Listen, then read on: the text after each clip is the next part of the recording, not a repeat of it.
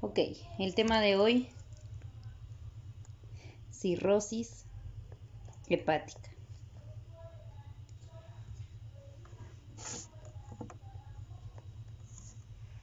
¿Qué es cirrosis hepática? En realidad la alteración o la definición como tal se va a ver desde su morfología, obviamente del hígado. ¿Por qué morfología? Desde cómo está formada la estructura del órgano, ¿ok? Quiere decir que tiene un daño anatómico y a su vez un daño histológico. Sabemos nosotros que histológico hace referencia a tejido, ¿ok? A células, exactamente.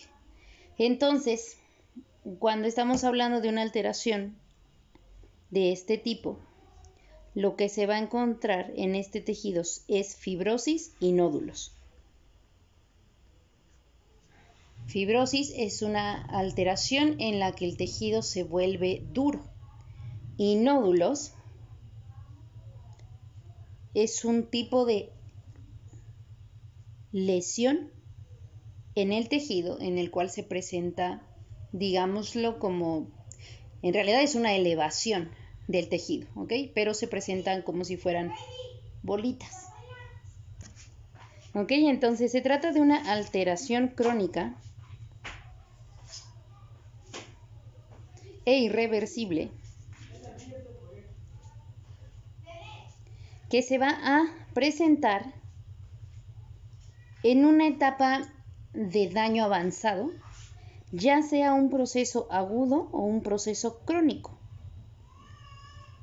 Quiere decir, en un proceso agudo que normalmente el hígado estaba, digamos que íntegro o estaba sano y que existe una alteración en el tejido.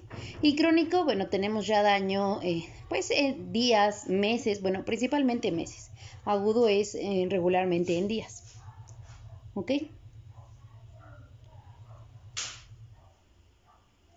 Entonces, estos cambios histológicos van a condicionar una alteración vascular intrahepática.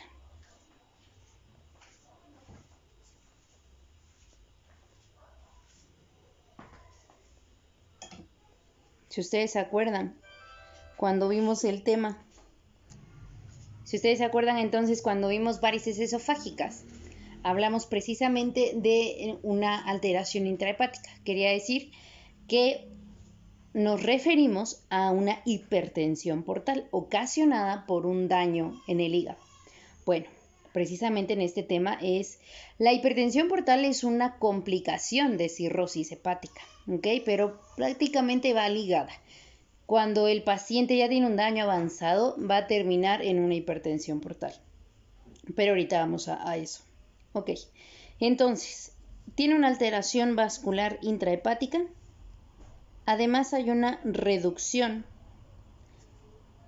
de la masa o del tejido funcional del hígado.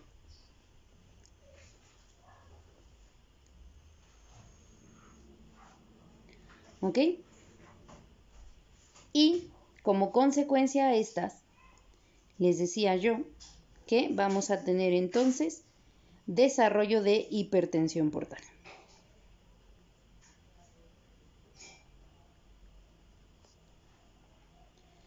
También acompañado de una insuficiencia hepática.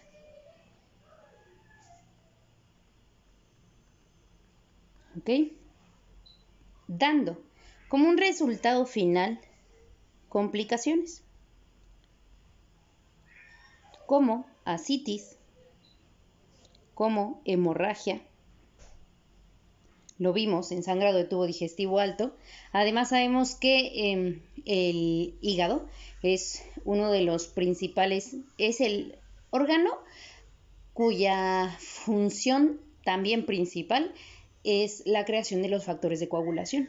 Entonces, si ese hígado no está funcionando, obviamente no se van a producir adecuadamente los factores de coagulación.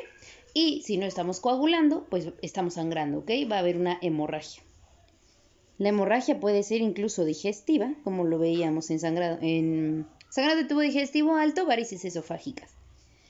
ictericia, porque nosotros sabemos que el hígado lo que hace es formar bilis, ¿ok? A partir de una degradación del eritrocito que sucede en el vaso, que cuando se destruye el eritrocito, cuando muere el eritrocito ahí, lo que va a pasar es que lo destruye y libera dos proteínas, una llamada hemoglobina y otra llamada bilirrubina, ¿ok? Y bilirrubina cuando pasa al hígado forma bilis.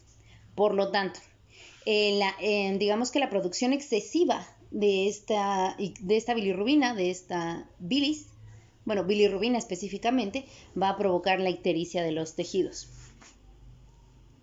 Y encefalopatía hepática.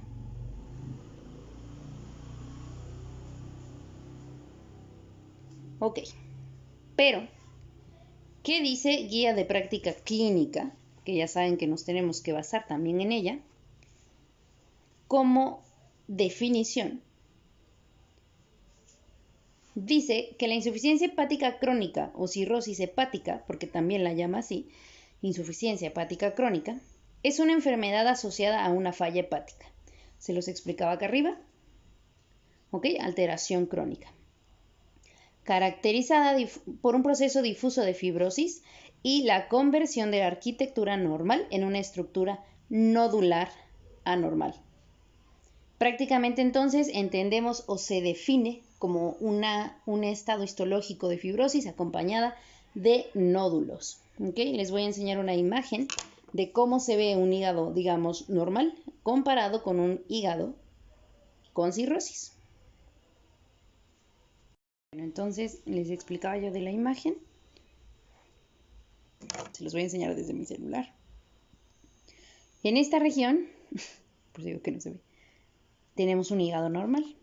¿Okay? Cuando comienza a sufrir daños, empieza con... Aquí está el hígado normal.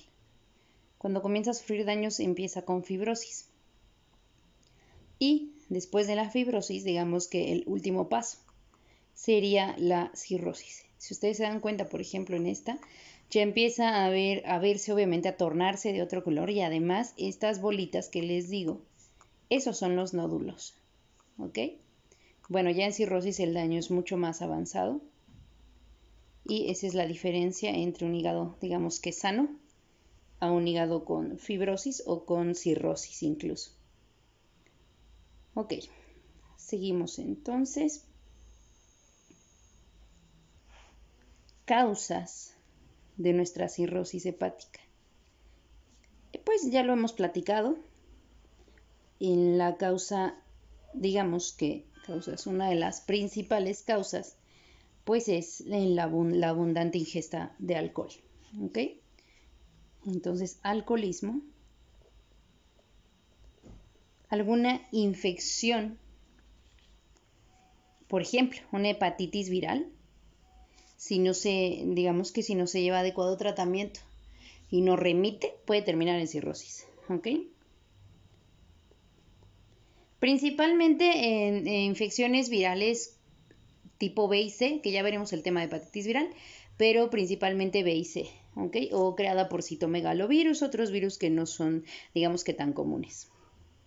Entonces, infección crónica viral B y C.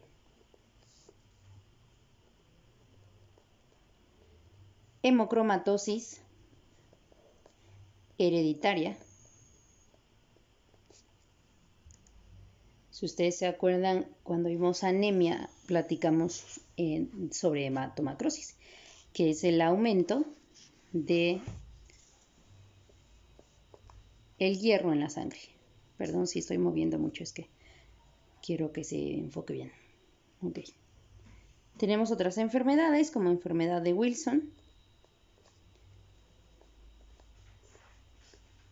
hepatitis autoinmune, que ya sabemos que todas las enfermedades autoinmunes, el cuerpo va a atacarse a él mismo. Esteatohepatitis no cólica. Esteatosis hepática es lo que se conoce como hígado graso, ¿ok? cuando la grasa obviamente invade al tejido del hígado en su superficie, que incluso puede tener concentraciones intrahepáticas. ¿Okay? Eso es una esteatosis hepática. Escribí cólica, es no alcohólica. Ahí me falta una H. Alcohólica. Ok. Colestasis crónica obstructiva.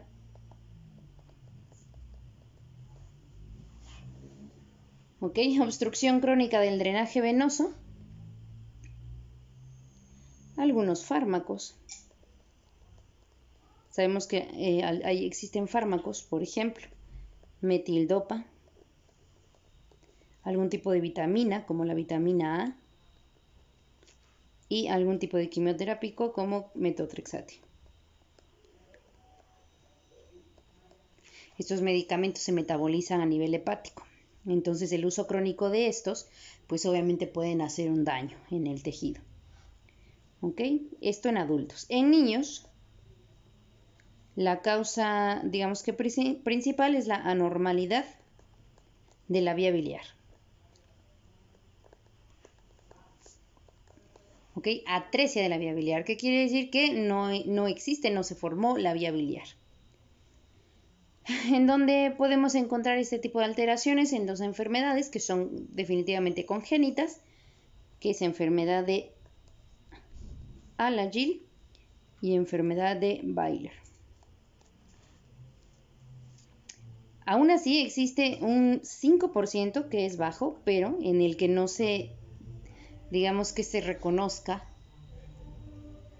Si ustedes pueden escuchar esa música, lo lamento, juro que no soy yo.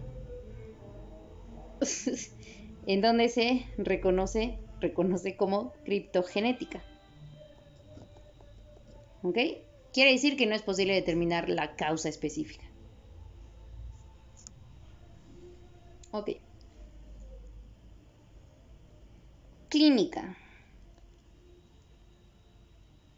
Cuando la cirrosis es compensada, quiere decir que el hígado y sus funciones todavía se pueden llevar a cabo. Entonces, la clínica puede ser asintomática. Quiere decir que no va a haber pues, ni signos ni síntomas. Esto solo cuando está compensando. Normalmente cuando compensa, cuando está en sus inicios. ¿Ok? Y como sabemos entonces, si es que no tiene síntomas, probablemente al paciente se le pidió hacer otro estudio por X o Y, a lo mejor, no lo sé, a lo mejor una hepatitis o cualquier cosa. Se le manda a hacer un estudio de imagen, ultrasonido específicamente, o incluso hasta TAC, pero la verdad es que el ultrasonido te da el diagnóstico y es por hallazgo que se encuentra este daño hepático y que no tenía pues datos clínicos.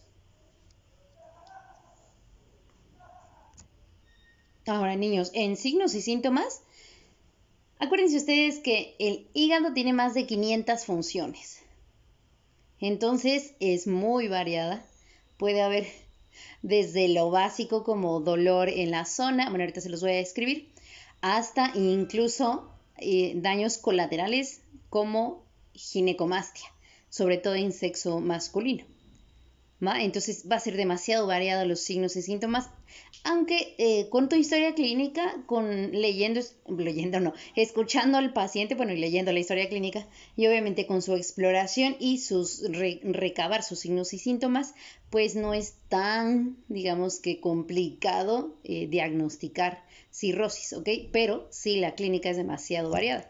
Vamos ahorita a explicar algunas que otras cosas, así como para, digamos que mencionar unas que otras de las funciones, para que veamos la dimensión y el problema de tener cirrosis hepática, además de que tiene mal pronóstico. Pues el hígado produce bilis, por ejemplo, que es lo que ya lo habíamos explicado. Produce ciertas proteínas, los factores de coagulación, que también ya los habíamos platicado. Regula la glucosa, haciendo su gluconeogénesis. ¿Okay? Colabora en el sistema digestivo, controla la producción y la eliminación de colesterol, almacena ciertas vitaminas, grasas, minerales Y si yo les mencioné que en fármaco se metaboliza, también el hígado te ayuda, digamos que a eliminar ciertas sustancias tóxicas de la sangre. ¿Ok? Y tiene unas células llamadas células de Cooper, que son específicamente o participan también en el sistema inmune, que son los macrófagos del hígado, por decirlo de alguna forma. Entonces, dentro de sus síntomas, vamos a tener generales como astenia, adinamia. Dentro de los signos cutáneos,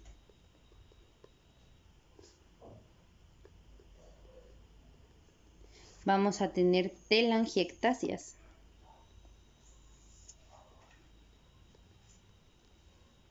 Que son las famosas como arañitas vasculares, así se llaman, ese es su nombre correcto. Eritema palmar, que es que la mano, o bueno, la palma, perdón, se ponga rojita. Hipertrofia paratiroidea.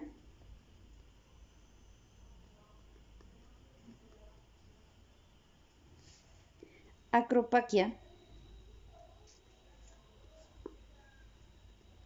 Uñas en vidrio de reloj.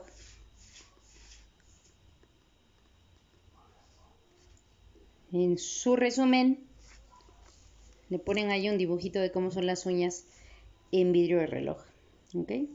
Y leuconiquia, que es, digamos que esta es una uña. Esto blanquito de la uña se llama lúnula. ¿Ok? Y leuconiquia es la desaparición de la lúnula. ¿Ok? Hablando de signos y síntomas abdominales, que de hecho, pues sí son más características, principalmente los abdominales, los signos abdominales. Obviamente, hepatomegalia, acompañado de esplenomegalia.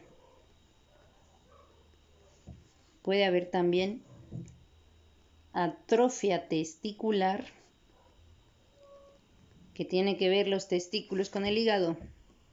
¿Y por qué se van a atrofiar?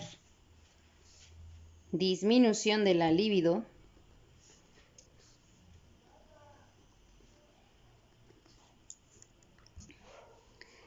Ok, entonces en el principio de los síntomas les dije incluso de signos como ginecomastia. Estos últimos tres se relacionan con una función sexual o de sexualidad. ¿Por qué? Ya saben que si llegamos a este punto del video, a mí me gusta que para saber que de verdad están viendo mi video, existan puntos claves en sus tareas. Entonces, tarea, aparte de obviamente su manual correspondiente, me van a investigar qué tiene que ver el hígado con una función de la sexualidad. Ok. ¿Sí? Funciones hemorrágicas. Funciones. Síntomas o signos hemorrágicos. Sabemos que los factores de coagulación se crean o se forman en el hígado. Tengo que pausar los videos, niños, porque si son muy pesados, son de mucho tiempo, no puedo subirlos tan rápido a la plataforma. Entonces voy a parar acá y voy a grabar un tercer video. Les decía entonces hemorrágica porque en el hígado se crean los factores de coagulación. Entonces, si no hay factores de coagulación, estamos entendiendo perfectamente que el paciente va a sangrar. ¿Ok? Entonces, hemorrágico quiere decir salida de sangre y puede ser desde las encías, puede haber lesiones en la piel como equimosis, gingivorragias, epistaxis, que es la hemorragia de la nariz, hemorragia de tubo digestivo alto o bajo. ¿Ok? Aquí vamos a englobar todo. ¿Cómo vamos a diagnosticar a este paciente? Si se dan cuenta ustedes, los signos y síntomas son muy vagos. Entonces, pues obviamente es un paciente afectado sistémicamente prácticamente, ¿no? O sea, está afectado por todos lados. Entonces, lo que vamos a hacer, aparte de su historia clínica y de su exploración física, que eso es, pues ya saben ustedes que es de entrada, vamos a pedir ciertas pruebas. Existen unas que se llaman pruebas de funcionamiento hepático. Dentro de estas pruebas de funcionamiento hepático nos dan los parámetros de albúmina, que sabemos que es una proteína. Acuérdense que hígado metaboliza, sintetiza proteínas. Entonces podemos pedir también las proteínas totales. ALP, ALT, AST y GGT. ¿Qué significa? ALP, fosfatasa alcalina, ALT, alanina transaminasa, AST, aspartato aminotransferasa y GGT, gamma glutamil transpeptidasa, que son enzimas producidas obviamente por el hígado. Podemos pedir bilirrubina, LD, que es lactato deshidrogenasa, que también es una enzima presente en la mayoría de las células del cuerpo, que pues se libera a la sangre cuando las células han sido dañadas, ¿ok? Entonces esta estaría aumentada. ¿Por qué? Pues porque las células están siendo dañadas. Y por último, pero no menos importante, TP y TPT. ¿Qué es esto? Tiempos de coagulación. ¿Por qué? Ya sabemos, no hay factores de coagulación. No coagula, hemorragia. Simplemente los tiempos de coagulación, que es tiempo de trombina y tiempo de protrombina, van a estar aumentados, ¿ok? Referente a imagen, ecografía, ultrasonido. Se puede hacer incluso una TAC, una TC. Pero en realidad quien te va a dar, ok, sí, aquí no está bien histológicamente, pues sabemos que para todo lo histológico, biopsia. Si queremos evaluar como tal el tejido, se tiene que tomar un pedacito de ese tejido y llevarlo a microscopio y a diferentes tinciones incluso. Bien. Ok. Se puede, les decía yo, con un ultrasonido, con una ecografía, y en dado caso de que exista alguna como incógnita, entonces se puede ya algo más invasivo. Yo puedo. Se me olvidó. Invasivo, esa es la palabra. Algo ya más invasivo y pues ya sería la biopsia. Ok, tratamiento.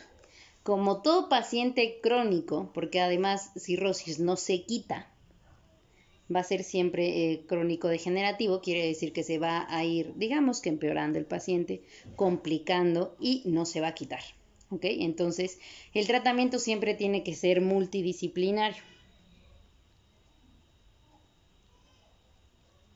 Primero, como siempre, se va a tratar de erradicar la causa.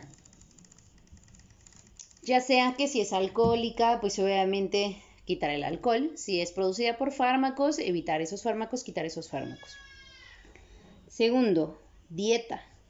Dieta para un paciente hepatópata tiene que ser disminuido en proteínas. ¿Ok? 0.5 gramos de proteína por kilogramo de peso del paciente. También se le restringe el sodio. E incluso hasta los líquidos. ¿Por qué? Cuando el paciente empieza a sufrir este daño, mis calcetas, empieza a sufrir este daño, empieza con un acúmulo de líquido en la cavidad peritoneal. ¿Ok? Acuérdense que peritoneo tiene dos capitas. Capa visceral, que es esta, digamos que por acá andan los órganos. Eso ya se los expliqué en peritonitis. Pero bueno, capa visceral.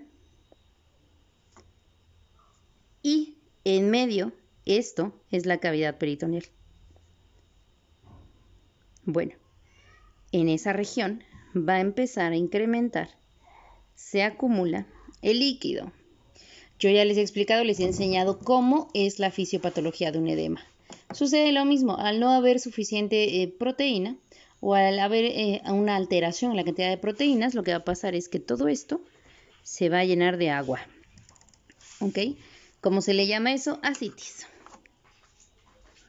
Entonces, si no restringimos incluso los líquidos al paciente, esa agua de más se va a ir acá, hacia la cavidad peritoneal. De hecho, los pacientes, digamos que es su pancita, su abdomen, tienen un signo que nosotros lo conocemos como cabeza de medusa. Es una red vascular. En esos pacientes se puede ver esa red vascular. ¿Ok? Que también es pues, característico de ellos. Entonces, en caso de que este paciente tenga ascitis, pues si hay mucha agua, hay que sacarla, ¿no? ¿Cómo? Diuréticos. Desde espironolactona, furosemide o incluso hasta ambos. También se dan fármacos como beta bloqueadores. Dame mi propanolol. Por ejemplo, propanolol. ¿Ok? Obviamente ajustando la dosis. Y pues acuérdense que esto funciona a nivel cardíaco. También a nivel cardíaco. Entonces puede provocar incluso bradicardia o alguna hipotensión. Entonces obviamente se tiene que ir mediando la dosis. Polivitaminas. Algunos suplementos incluso. Y obviamente algún tratamiento endoscópico ¿de qué? Pues de varices esofágicas. ¿Okay? Que es una de sus complicaciones. Tratamiento quirúrgico, claro que lo hay y se llama trasplante.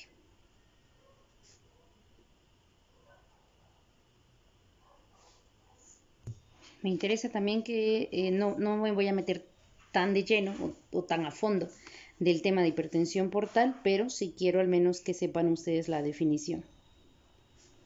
Ok, ¿qué es?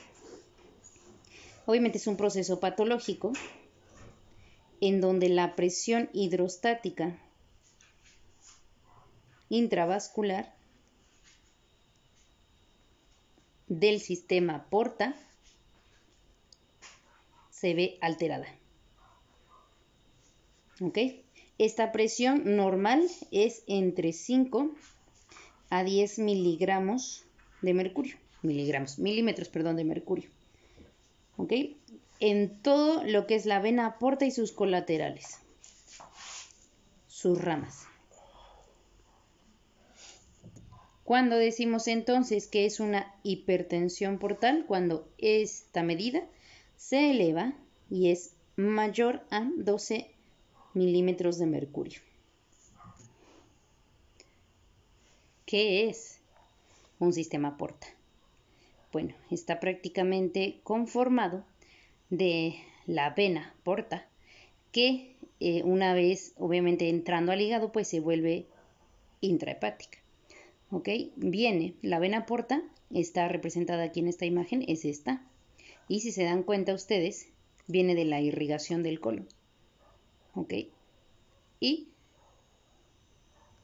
viene también la arteria hepática y la vena porta, son las que se unen y aquí adentro, eso es a lo que me refería con colaterales, todas esas ramitas que se ven acá son los colaterales y adentro del hígado tienen que hacer su intercambio de gases. Entonces, si ustedes ya vieron la imagen, ya vieron de dónde viene, obviamente una vez adentro, pues esas ramas se van a dividir en rama izquierda, rama derecha, y pues se van a ir segmentando, ¿ok? El hígado está hecho de varios segmentos. Les enseño una imagen de los segmentos del hígado para que sea un poquito más fácil. Ay, aquí está, ¿ok? Entonces, si ustedes se dan cuenta, estamos en esta imagen o en esta otra, tiene 8 segmentos. Entonces, Una vez que entra, que decíamos que entraba después de la irrigación del colon, entraba por acá y se iba a empezar a dividir en vena sistema porta izquierdo y sistema porta derecho. ¿Ok? Cada uno va a irrigar diferentes segmentos del hígado. Entonces, ¿por qué es tan importante? El hígado para que funcione necesita demasiado oxígeno, ¿ok? Entonces, tanto la primera imagen que les enseñé, que es el sistema porta y la arteria hepática, estos van a suministrar de oxígeno al hígado. Aproximadamente de 1500 a 2000 mililitros por minuto filtra ese hígado, o sea, 2 litros prácticamente, eso es demasiado, es un tercio de toda tu sangre por minuto va a pasar en ese hígado. ¿Ok? Representa del 15 al 20% del gasto cardíaco total. Entonces, la arteria hepática provee de este flujo, o sea que lleva al hígado un tercio de esta cantidad de sangre. De 2000 mililitros, la arteria hepática lleva un tercio. ¿Ok? ¿Qué pasa con los otros 2 tercios? Pues el sistema, digamos que la vena, son 2000 mililitros aprox por minuto. ¿Ok? Arteria. Sistema porta. Entonces, de esos 2000 lo vamos a dividir que la arteria suministra un tercio, 1000 mililitros.